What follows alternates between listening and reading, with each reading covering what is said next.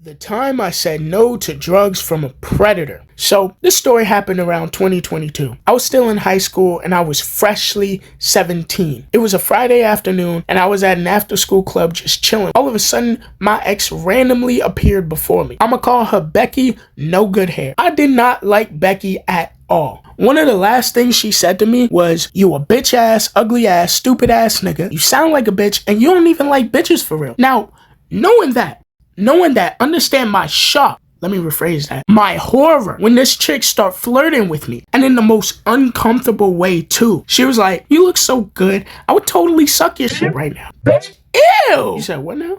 What the fuck? Mind you, she was dead ass, no joke, built like this. I'm shivering just recounting the memory, dog. Low key though, I'm nothing but a nigga. Need I say more? I got her number back and we started hanging out. Mind you, before you say anything, I never hit. Let me just make that clear. I low key was just hanging out with her. Fast forward 2 nights later, I'm chilling in my house, bored out of my fucking mind when Becky hits me up, asking what I was doing. I told her ain't shit was going on and she told me to pull up. I figured why not and grabbed my skateboard. She was like 10 minutes away, so I got there pretty fast. And bruh, not even 2 seconds after I walk in the door, she starts raving to me about this new guy she's talking to. I'ma call him Carl. And you know, it's the usual. He's cute, he's funny, he's tall, he's 29 years old. 29 years old. He's also a felon. Nigga, we're 17, freshly. What are you doing? She then said the same thing that every victim who's unfortunately been targeted by a predator says. I know, but he says I'm mature for my age. Plus, boys in our grade level are too immature anyway. And I'm gonna say this. If a grown adult tells you you're mature for your age and uses that to get close to you, turn and run the other way. Anyway, she's going on and then she asks if I want to meet him. Oh, no. Did I want to meet a predator? Bitch, no. She didn't told me he was in her room.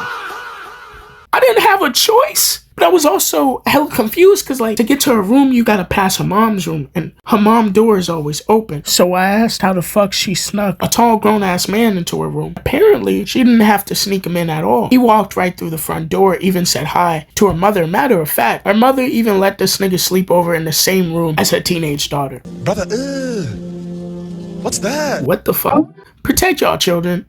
Anyway, after she told me all that shit, this predator proceeded to walk out of the room. And you know, the whole time she was raving about him being so attractive and all this shit, but he was built like a crackhead who hadn't had a good shower since the last eclipse. This nigga was chopped cheese. And can you believe this ugly nigga gonna try to dap me up? Like we friends, like we cordial, nigga, get that weak shit out of here. Anyway, something I forgot to mention was that Becky had a car. That she couldn't drive, but she wanted to go on a late night ride with us. Fortunately, or mostly unfortunately for her, the grown man who was praying on her could drive. At this point, I should have went home, but I was a naive and pretty stupid kid, so I didn't. And we all hopped into Becky's tiny car.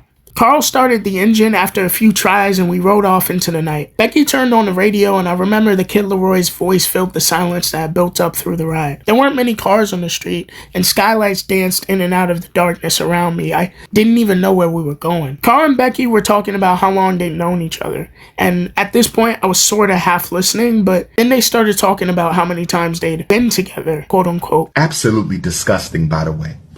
I almost puked, but let me stay focused. On its own is disgusting enough, but most of the times they'd been together, she was drunk, apparently.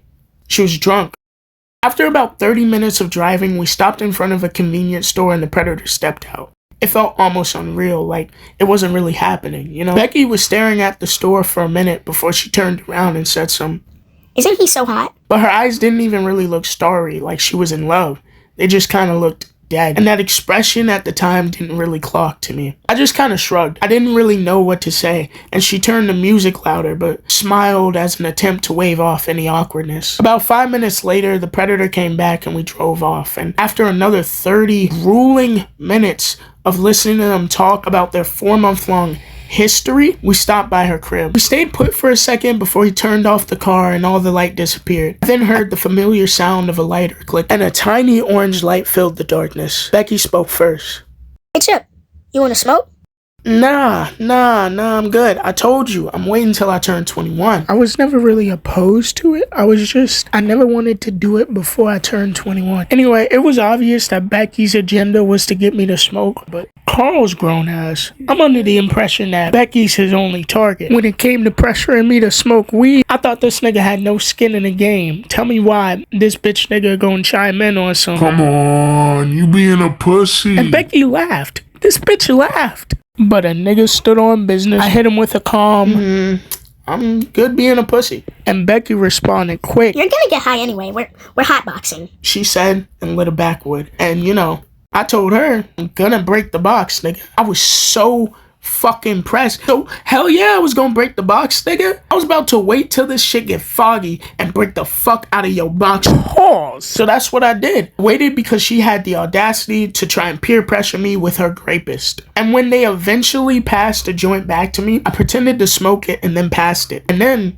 opened the door and waited and started fanning that shit out. Then I got out and started fanning it still. Then I got back in and repeated it 8 more times until I got bored and decided to leave. I was annoyed as shit, but honestly, I should have expected some dumb shit like that. And my dumb ass probably did get a bit contact high because I don't even remember to skate home or anything after that. That wasn't my last time hanging around Becky, but it should have been.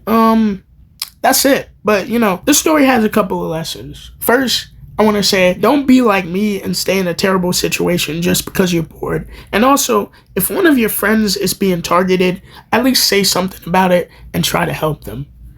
That's the end of the video for you niggas today. I hope y'all fucks with it. You know, pretty depressing story. But tune back next time if you want to hear more. Peace.